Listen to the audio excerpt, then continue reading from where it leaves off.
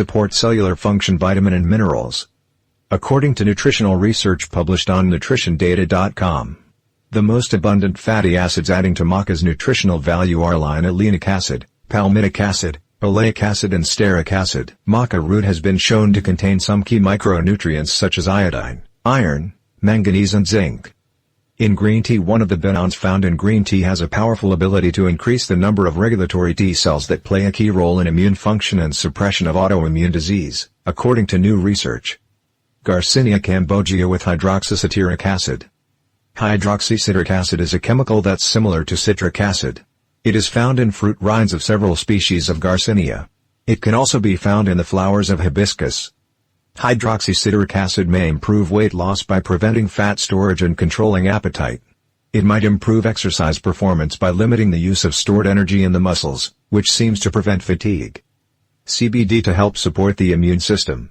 The endocannabinoid system is known to play an important role in regulating immunity, and scientists consider it to be one of the gatekeepers of the immune system. The endocannabinoid system includes receptors known as cannabinoid receptors, CB1 and CB2, as well as the endogenous cannabinoids anandamide and arachidon oil glycerol and enzymes that influence the production of these endocannabinoids. Other ingredients: rice flour, magnesium stearate, gelatin capsule. Suggested use: take 1 capsule by mouth 1 to 3 times daily.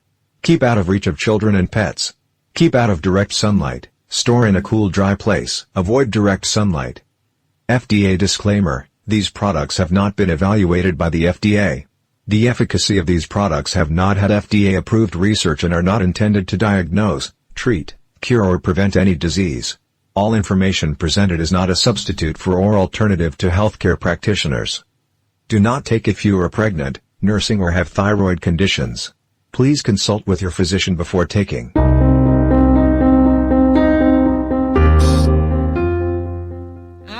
All right. We are back in, and we're very proud of the latest blend, the energy blend, and there's a lot around that. And I'll be teaching more about that in some of our new upcoming courses as well.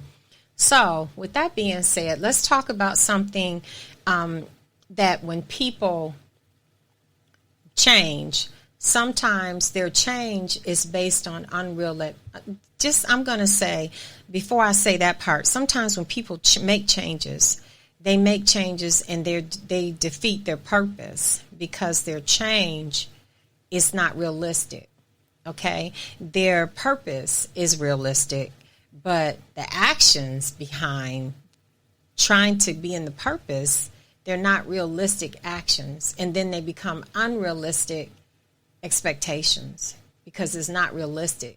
So let's look at some expectations which will really result in negative outcomes, and that'll defeat your change and your maintenance of your change, because we have set ourselves up to fail with unrealistic expectations. And so if you've set some of these expectations inside of your change process as part of your change agent, of you being a change agent for yourself, well, you might want to stop and rethink some of these actions and replace them with more realistic actions. Okay, number one, you expect everyone to think like you think. Everyone is not going to think the way you think because they have their own minds. Number two, you're in a relationship and you expect the relationships to stay the same. I scored the prize and we're good. No, everybody's not going to stay the same because humans are always changing, even you. And so then you'll start struggling with why is the relationship getting so hard, is because everyone's changing and we haven't allowed the room for growth in the relationship that we need for the relationship to be healthy. And you're always giving in. Number three, you're always giving in a relationship to avoid conflict, but at the same time, you're stomaching how you feel. Next thing is you're a perfectionist. Everything has to be perfect. Well, what happens when we just can't be perfect? It's like the figure skater chasing, going for the goal, spinning out of control. Every relationship, you're not sleeping, you're not eating, the toe starts to set in, and next thing you know, your life is completely out of control because you're trying so hard to be perfect. Human beings cannot be perfect. We're human. We are not perfect. We are human beings. We are not machines. And if you're treating yourself like a machine, you will spiral out of control. Success determines if you can be happy. Your success should not be determining if you're happy or not. Well, if someone says, what's wrong? Why are you so upset? Why aren't you ever happy? Well, I'll be happy when this happens. Okay, so what you're saying is that the only time you could be happy is when you reach the pinnacle of success in your life. Well, what if you never reach it? Then what? So are you going to be just hell to deal with all the time because you can't be happy? You told yourself, I'm turning off happiness until I'm successful. Well, who does that? Where did that come from? Think about that. Another thing, your budget is so tight you can't breathe.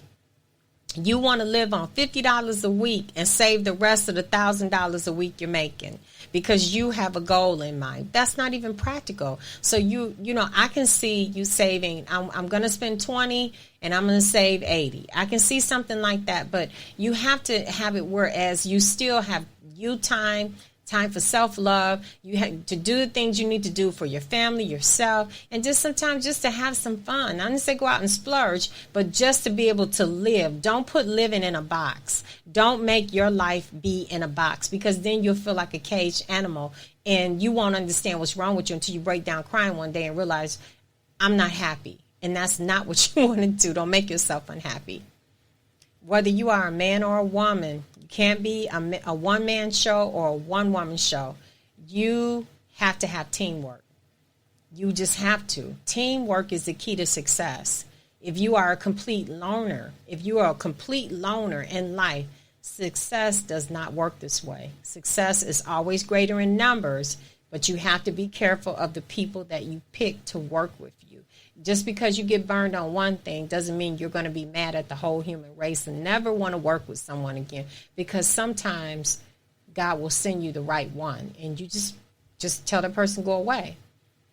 And then you're back to being this loner again. Loner. I need to get that out.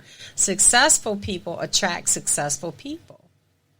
They do. And so when someone sees that this person knows what they're doing and they know where they're going, I want to be able to work with that one. I want to be able to help that person build. I want to be part of the building process with that person. But the most important key to that, don't let everyone become part of your building process. I remember one day someone called me up and said, I met you. I'm this and I got this network and my network is so big and blah, blah, this and blah, blah, that. And I said, okay, all right. Okay, and where'd you say you met me at again? Oh, I met you in Maryland, and I think I met you at somebody's house. What do you mean you think you met me at somebody's house? If you met me and you're thinking about calling me, you ought to know where you met me at. So I was like, no, you didn't meet me. Who sent you? So, and where'd you get this from? So those are the kind of people that you want to listen to them really, really well. You want to listen to them really good, and you want them to be honest, and you don't want them to treat you like the next score. You know what I'm saying? You don't want that. You want people that shoot from the hip, they tell the truth, and they come at you in a place of truth. That's what you really want. You don't want someone that's gambling for success. You want someone that's really carving out a road for success, and they realize that you're someone that they can work with and you can build something together. That's what you want, not someone gambling or taking risks, not those kind of risks. That's not a good risk. You want people to be honest with you from the jump. Okay? Now, you do not need people to validate you. That's another thing. You have the right to be unapologetically you. If you're not doing things and destroying people and demoralizing people, if you're not doing those type of things, you have the right to be unapologetically you. Because if a person doesn't like the way you talk, the way you chew, the way this or that, you think about that. You think about, why is everything that I do, you don't like anything about me? Okay, that means you don't really like me. That means we don't get along. We're not good together. It's time for you to go. And it could be in any type. It could be in a business relationship. Because sometimes if you're apologizing for everything that you're doing, how can you actually grow? You can't grow. How can you get to the next level in life? How can you even understand what happiness is? Because you're so busy apologizing all the time and giving away all your personal power that you can't do it. You can't. Another thing is that some people want success overnight. If success comes too fast, you will not understand how to manage it, and not even manage it, but how to continue to grow to success, and then you'll lose it. You do not need to be lucky. You need to be consistent. That's the most important thing. Okay? Another thing, it's okay to fail. It's okay if you made a mistake and you weren't successful in the first try. The most important thing is you have to get back up again. You can't get mad and say, oh, I'm never trying this thing again. And you turn around like a little kid and you're throwing things in the corner. You're pouting. You got your lips stuck out. Wash away the shame. Just wash away the shame and use failure as a lesson of wisdom turning into knowledge. I know better this time around. I will do better. Now I know where I made my mistake. Okay? Success cannot make you the person everyone wants to be around. Would you want people to be around you because they care about you? Or would you want people to just like you, and so you go out of your way for them to like you because you're successful? Okay? Or do you want people to like you for who you really are, for people that really bring true value to you and spending time? This is an extremely dangerous road to be on, because you'll be doing that all your life. And you really won't have any substance when it comes down to relationships with people. You won't know who likes you, who loves you, who cares for you, and who's using you. So don't do that one either. So those are some things that if you're doing any of those things, please don't do those things, because that's unrealistic and you're treading some dangerous places. And so I wanted to give you some ideas of some of what I'm talking about. Okay, some good things. Okay, and so let's talk about good change and how change happens, or bad change, but the decision to pivot. A classic example is the New Year's resolutions. The 1st of January, the gyms are crowded. People are significantly more friendly. Everyone's on the A game. They're all working out. But after a few weeks, everything is back to normal. In this case, and in many cases, people have a hard time implementing changes because they're setting up unrealistic expectations for themselves. If you want your life to change, to stick to keeping them realistic, measurable, and purposeful things in your life, then you have to become purposeful. You can't just do everything. Okay, it's my New Year's resolution. And okay, everybody's got a resolution. Okay, don't make the resolution because everybody else has it. Make it because you want it. Because you want it for yourself. And it doesn't have to be on New Year's. Just if you decide to go to the gym, why does it have to be for New Year's? Why can't it be like today, tomorrow? Okay? Humans like stability. In fact, we crave it. The reason we struggle with change is that it's neurological imperative to be kept safe. Our primal brain is wired to crave safety and security to help us survive. When we start to step out of our comfort zone, we hear a little voice in our head telling us, go back, it's too risky. We can't do it. What if we fail? And so then you start doubting yourself, and you begin, and then you don't want to make changes, even small ones, except that you have the right to change, and you have the right to deal with fear, and you have the right to deal with self-doubt, but then you get over it. It's just your brain trying to keep you safe. It's your critter brain telling you to go back.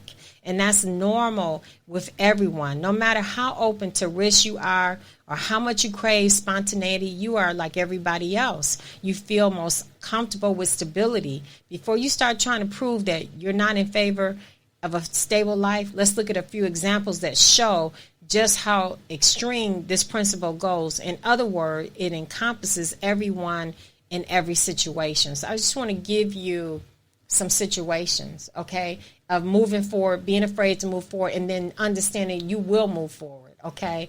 All right, let's the first person is Ed Wardle. He has a successful 5-star restaurant. And then COVID, just everything was going so well for him. And then COVID-19, the pandemic, hit. He's faced with the awful realization that there are no customers. No one's coming in. The pandemic has brought his business to a screeching halt. Now he's stressed out and must figure it out. Okay? So what happens? The change, the pivot. And Wardle now has takeout services, something he never felt his restaurant would do. People can now conveniently order from the convenience of their homes. At Wardle's famous entrees can now be delivered in his workforce. He has to pivot. He has to help the workforce keep going. He's gone from valet parking to making deliveries, but everyone is working and his hospitality model has changed to online ordering. The beauty of this is he's created a second stream of income he would have never thought about incorporating